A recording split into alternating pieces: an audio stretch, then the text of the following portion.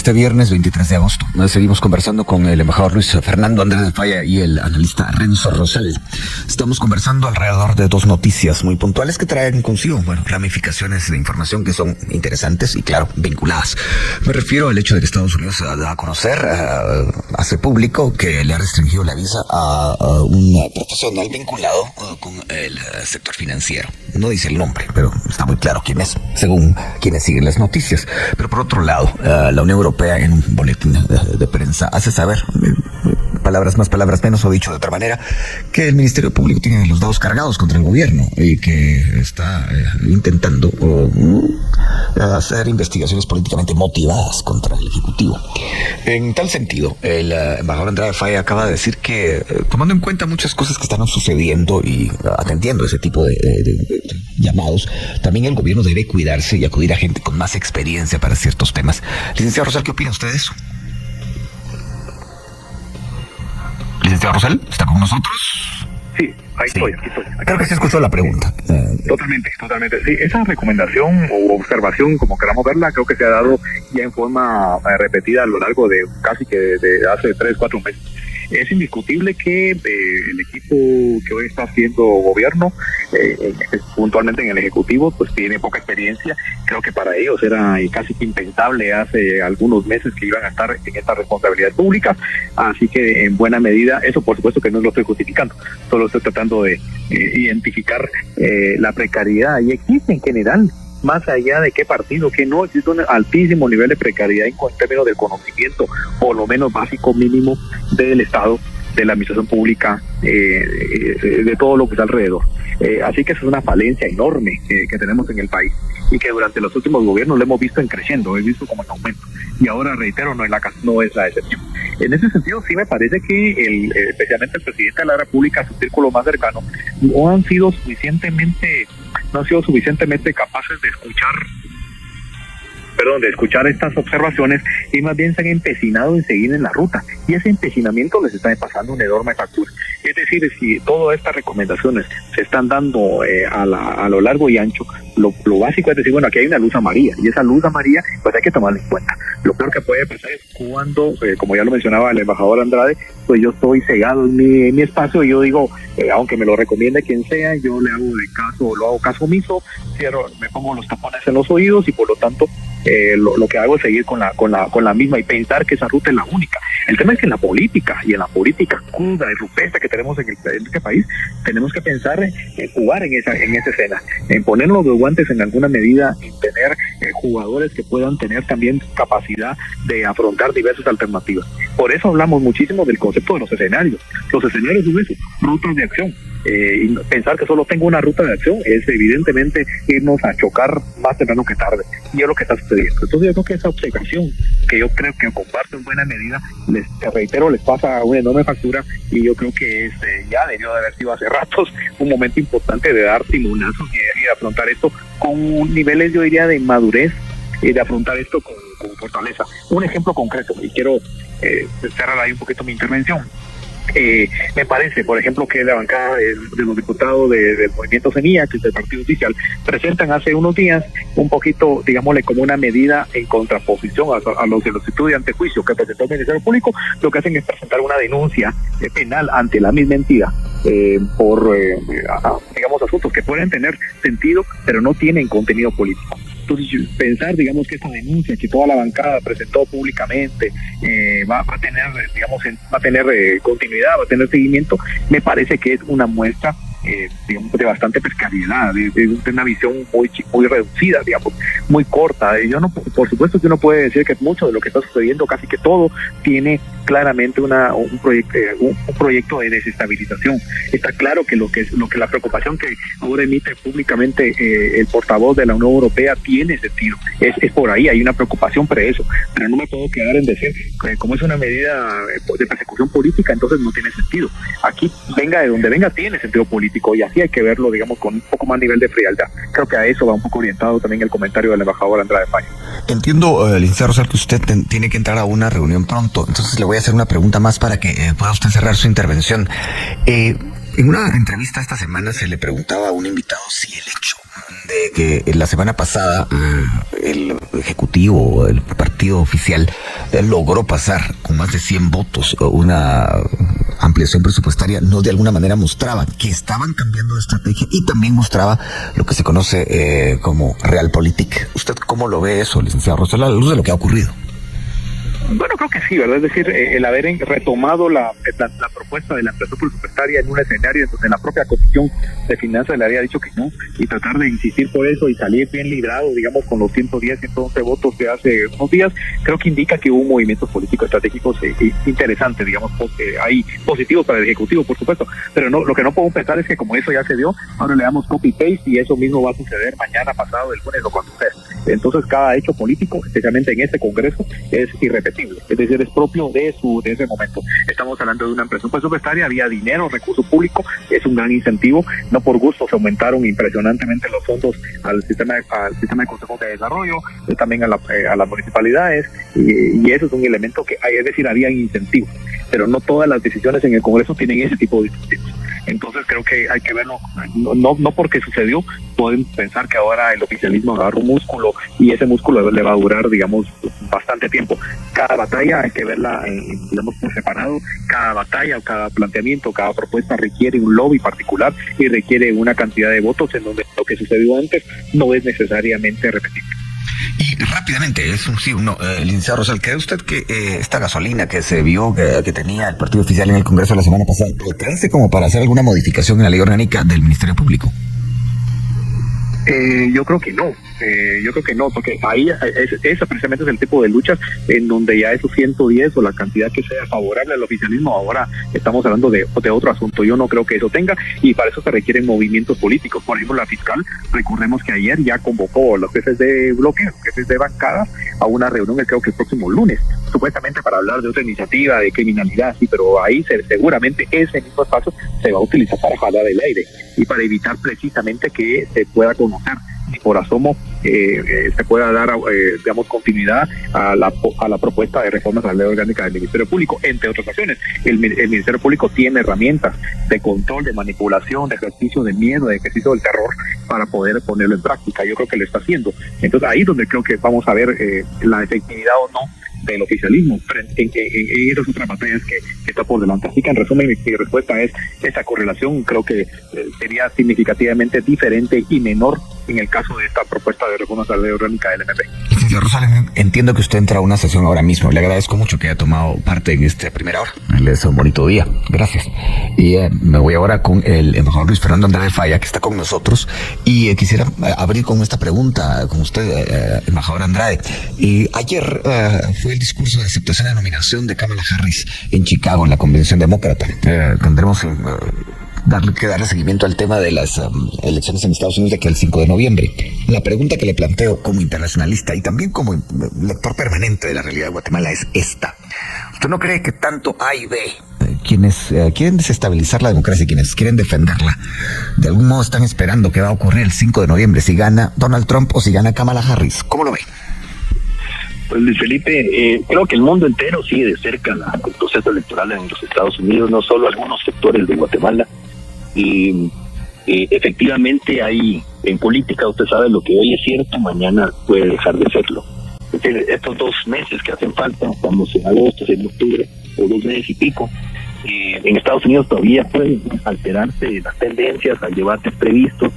La convención, pues obviamente son convenciones de lanzamiento público, y las estrellas, digamos, políticas, en este caso del Partido Demócrata, pues se lucieron, pero son entre ellos, es como un club, ¿verdad? Ahí todos se vitorean y se echan flores y dan una sensación de unidad y de fuerza. Pero de eso a la discusión, a los debates, a las propuestas y a las circunstancias que todavía pueden pasar de aquí a las elecciones en términos de la geopolítica global, es natural, y eso pasa en todos los países, de que algunas situaciones se quieran dirimir en Washington. Depende de quién llega. Ha habido una historia que es desafortunada, en que depende de quién llega a Washington, pues así se incide o se manejan cosas internas. Eso es degradar el manejo político de la política interna del país. Es otra expresión de lo poco que tenemos de los diálogos y de los acuerdos y las concertaciones. Deja mucho que desear, Es algo que es inevitable en la práctica, como se ha venido haciendo en Guatemala, pero el magisterio, en vez de solucionar las cosas internas, las agrava y se vuelven en un círculo vicioso. Y de algún modo, en este sentido, embajador, creo que está claro que en efecto esto tendría que ser dirimido, dilucidado por los guatemaltecos, pero sí hay una, como usted mismo decía, hay una influencia que no solo se nota en Guatemala, sino en el mundo entero. Y ahí viene una continuación de este tema.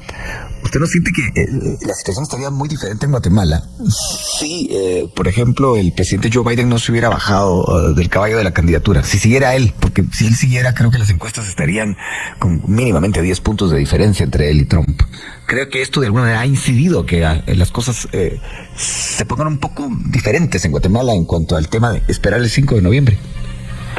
Pues mire, hay como iniciamos esta entrevista, hay una decisión de seguridad de seguir el tema de Guatemala. Eso ya es independiente de la campaña electoral.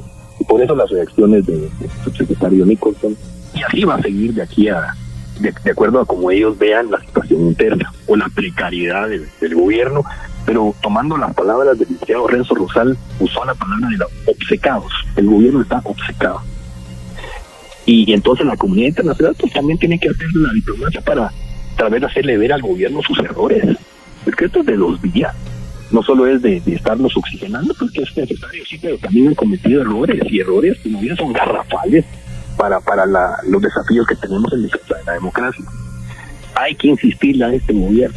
Claro que no hacen caso, y están encerrados, y son ellos, y es el grupo de amigos, y partidos semillas.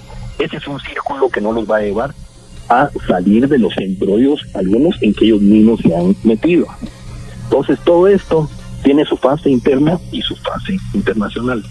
En el caso del presidente Biden y la parte electoral, pues ahí vimos un ejemplo de cómo él en el ejercicio del poder y haber superado todas las etapas electorales dentro del partido era electo, era el candidato electo, pero se movieron ante ese famoso debate de tal forma que lo obligan a renunciar, lo obligan, pero lo obligan los medios de comunicación liberales, los financistas, líderes de la claro, lo elogiaron, por supuesto lo elogiaron en la convención, pero le dieron un golpe de estado. Eso es en la práctica. Una democracia que uno dice, bueno, tiene sus virtudes, pero también tiene sus defectos, ¿verdad? Nada es perfecto.